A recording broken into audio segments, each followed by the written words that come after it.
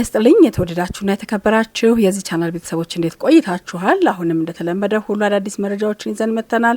አብራችሁን ቆዩ የአክብሮት ግብዣችን ነው። ይህንን ቻናል ላይክ፣ ሰብስክራይብ ማድረጋችሁ እንዳትዘነጉ እናስታውሳለን። አርቲስት አንዱዓለም ጎሳ በቀነኒ ሞት ተጠርጥሮ ፍርድ ቤት ቀረበ። አርቲስት አንዱዓለም ጎሳ በእጮኛው ቀነኒ አዱኛ ሞት ተጠርጥሮ ከታሰረ ከሁለት ቀናት በኋላ ነው ፍርድ ቤት መቅረቡን ጠበቃው ለቢቢሲ አፋን ኦሮሞ የገለጹት። ፖሊስ እስካሁን አሻራ ማንሳቱን አስክሬኑን ወደ ሆስፒታል በመላክ የአስክሬን ምርመራ ማድረጉን ገልጾ የሰው ማስረጃዎችን በማሰባሰብ ላይ እንደሚገኝ ተናግሯል። አሁንም ፎቶግራፎችን ከመዝገቡ ጋር ለማያያዝ የሰዎችን ምስክርነት ለመስጠትና የአስክሬን ምርመራ እስኪወጣ ድረስ ለማጣራት 14 ቀን ያስፈልገኛል ብሏል።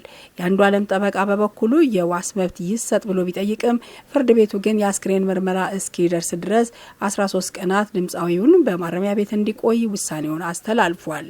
ስለ ሞዴሏ ህልፈት መንስኤ እስካሁን ድረስ በውል የታወቀ ነገር ባይኖርም የአዲስ አበባ ፖሊስ በይፋዊ ማህበራዊ ገጹ እንዳስታወቀው ግን በለሚኩራ ክፍለ ከተማ ወረዳ 3 ልዩ ቦታው ሰንሻይን ቤቶች ፊት ለፊት ከሚገኘው ውዳሴ ህንጻ ላይ ሟች ወይዘሮ ቀነኒ አዱኛ ዋቆ መጋቢት 1 ቀን 2017 ዓ.ም ከሌሊቱ 10 ሰዓት አካባቢ ከአምስተኛ ፎቅ ላይ ለጊዜው ምክንያቱ ባልታወቀ ሁኔታ ነው ወድቃ ለሕክምና እርዳታ ወደ ያኔት ሆስፒታል እየተወሰደች ባለችበት ወቅት ህይወቷ ማለፉን አስክሬኗ ወደ ዳግማዊ ምኒልክ ሆስፒታል ለተጨማሪ ምርመራ መወሰዱንና ከበረንዳ ላይ በወደቀችበት ሰዓት ፖሊስ በቤት ውስጥ የነበረውን ባለቤቷን ድምጻዊ አንዱዓለም ጎሳን በቁጥጥር ስር በመዋል ምርመራ እያጣራ መሆኑን ያሳወቀው።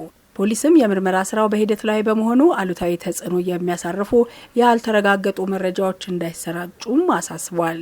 ትናንት በቅድስት ስላሴ በተፈጸመው ስርዓተ ቀብሯ ላይ የተገኘው አርቲስት አንዱዓለም ጎሳ በፖሊሶች በመታጀብ ተገኝቶ እርሙን በማውጣት ስርዓተ ቀብሯ ላይ ተገኝቷል።